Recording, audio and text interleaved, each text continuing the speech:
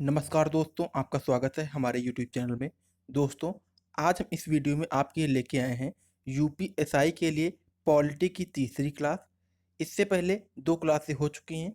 अगर आपने उनको नहीं देखा है तो देख लीजिए, क्योंकि इन क्लासों में सारे के सारे क्वेश्चन आपके प्रीवियस ईयर के करवाए जा रहे हैं, जो कि खास आपके एग्जाम को ध्यान में रखकर तैयार किए गए हैं। जी हाँ दोस्तों, पूरे एक-एक क्वेश्चन प्रीवियस ईयर के क्वेश्चन के साथ चलेंगे हम लोग, ताकि जो क्वेश्चंस हैं वो इन्हीं क्वेश्चंस में से आपके एग्जाम में आ सके। तो दोस्तों, आज 40 क्वेश्चन मैं करवा चुका हूँ प्रीवियस ईयर के। इससे आगे की शुरुआत करते हैं। 41वां क्वेश्चन आज देखते हैं। तो 41वां क्वेश्चन क्या है? भारतीय संविधान लागू हुआ था। भारतीय संविधान कब लागू हुआ था? तो ये लागू हुआ था 26 जनवरी 1950 को। कब? 26 जनवरी 1950 को। और अंगीकृत कब किया गया था? 26 नवंबर 1949 को। ऑप्शन डी हो जाएगा अंगीकृत में 1949 26 नवंबर। और अगर कहा जाए कि संविधान लागू कब हुआ था, तो ये हो जाएगा आपका 26 जनवरी 1950। ऑप्शन नंबर ए आपका बिल्कुल करेक्ट आंसर हो जाएगा। अगला क्वेश्चन देखते हैं। क्वेश्चन नंबर 42वां है।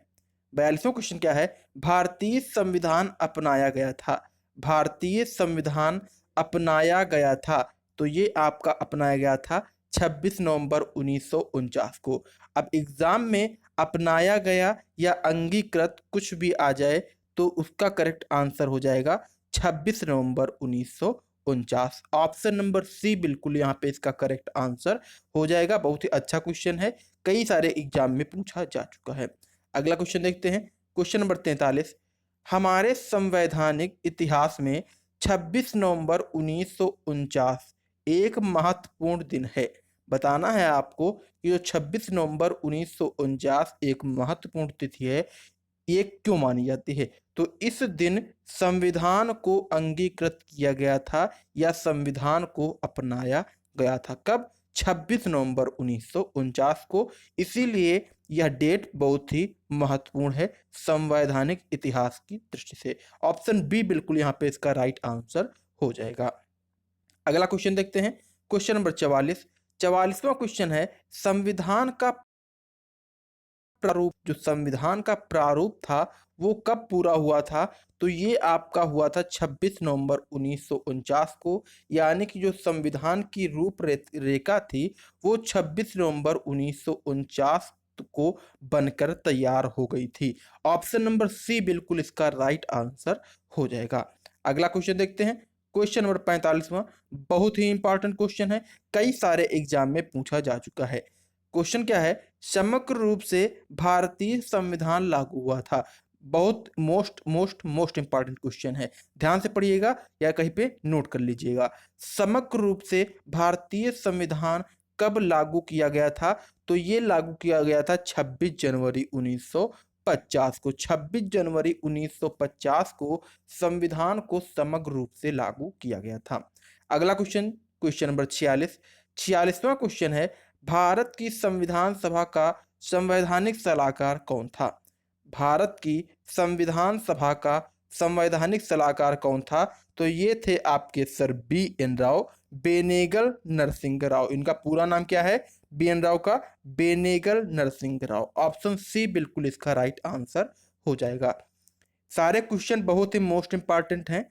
सारे के सारे क्वेश्चन किसी ना किसी एग्जाम में पूछे जा चुके हैं। तो एक एक क्वेश्चन को बहुत ही ध्यान से और बहुत ही मन से पढ़ते हुए चलिएगा, क्योंकि आपके एग्जाम में काफ़ी ज़्यादातर 80 से 90% क्वेश्चन आपके इन्हीं क्वेश्चनों से आने वाले हैं। तो दोस्तों, अगला क्वेश्चन देखते हैं। Question number 47।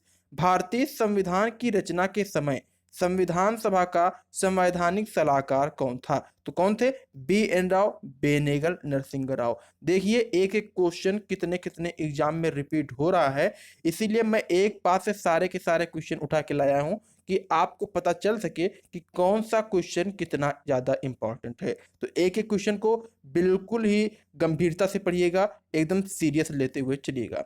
तो अगला क्वेश्चन देखते हैं। Question number 48। 48 नंबर क्वेश्चन है, संघीय प्रकार के शासन का एक गंभीर दोष है।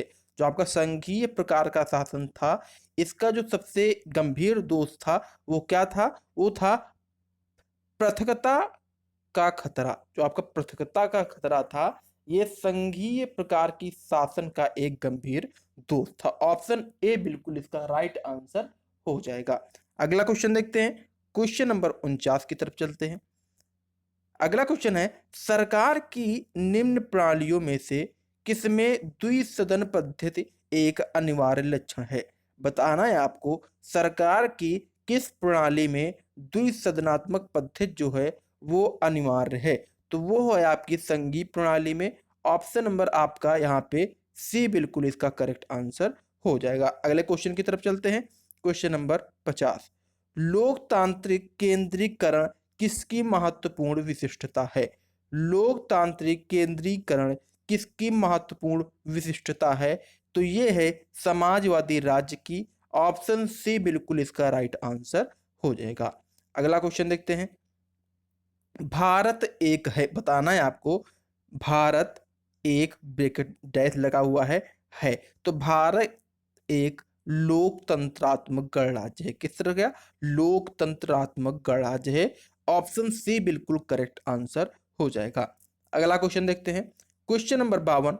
निम्न में से कौन सा संशोधन अधिनियम मिनी संविधान माना जाता है? बताना है आपको कौन सा संशोधन अधिनियम मिनी संविधान माना जाता है। तो ये माना जाता है 42वां संविधान संशोधन 1976। आपका ऑप्शन सी बिल्कुल यहाँ पे करेक्ट हो जाएगा।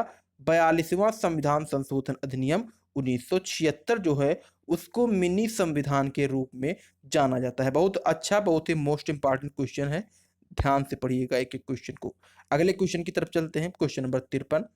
53वां क्वेश्चन है, भारत में एकल नागरिकता की अवधारणा अपनाई गई। जो भारत में एकल नागरिकता है उसको कहाँ से अपनाया गया है? तो इसको इंग्लैंड से अपनाया गया है। ऑप्शन ए बिल्कुल इसका राइट आंसर हो जाएगा। अगला क्वेश्चन देखते हैं, क्वेश्चन है 54 नंबर। दोहरी नागरिकता निम्न में से किसकी विशेषता है? जो आपकी दोहरी नागरिकता है वो निम्न में से किसकी विशेषता है? तो ये है संघीय सरकार की। ऑप्शन बी बिल्कुल यहाँ पे राइट आंसर हो जाएगा। एसएससी स्टेनोग्राफर 2011 की परीक्षा में पूछा गया क्वेश्चन है। अगले क्वेश्चन की तरफ चलते हैं, संविधान का कौन सा भाग नागरिकता का प्रावधान करता है? बताना है आपको जो नागरिकता है वो संविधान के किस भाग में वर्णन किया गया है? तो इसका वर्णन किया गया है दूसरे भाग में। ऑप्शन ए आपका करेक्ट आंसर हो जाएगा। पहले में किया गया है संघ एवं उसका राज्य क्षेत्र, दूसरे में नागरिकता, तीसरे में मौलिक अधिकार और चौथे में नीति निर्देशक तत्व। अगला क्वेश्चन देखते हैं, क्वेश्चन नंबर 56। इसमें आपको मिलान करना है। स्तंभ 1 और स्तंभ 2 दिए गए हैं, आपको मिलान करना है कि किस में क्या मिलान सही होगा।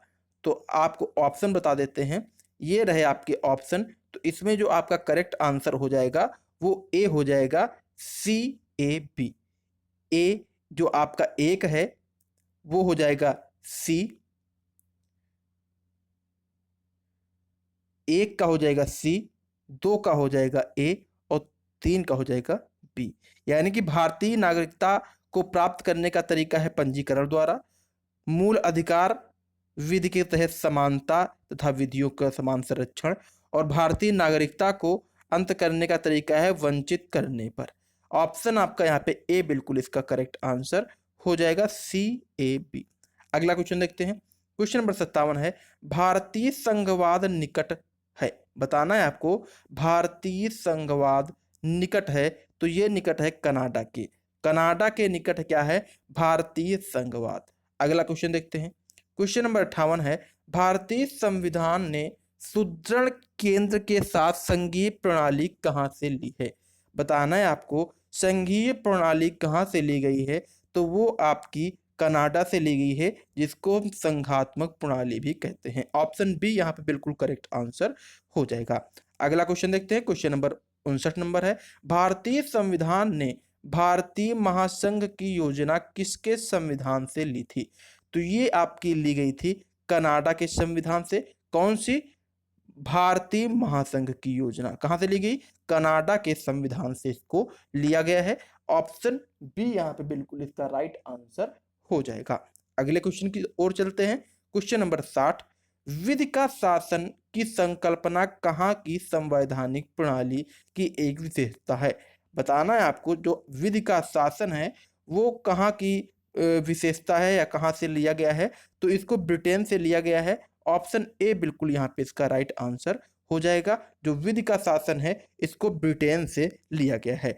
तो ये थे कुछ महत्वपूर्ण क्वेश्चन जो कि पिछले ईयर के एग्जामों में पूछे जा चुके हैं। इसमें आपको सारे के सारे क्वेश्चन टॉपिक वाइज कराए जाएंगे ताकि आपका कोई भी टॉपिक छूटने न पाए और सारे के सारे प्रीवियस ईयर क्वेश्चन आपको प्राप्त हो सकें। तो ये था आज का वीडियो। अगर वीडियो अच्छा लगा हो तो इसको लाइक और शेयर करें और चैनल को ज़्यादा से ज़्यादा सब्सक्राइब करें। धन्यवाद।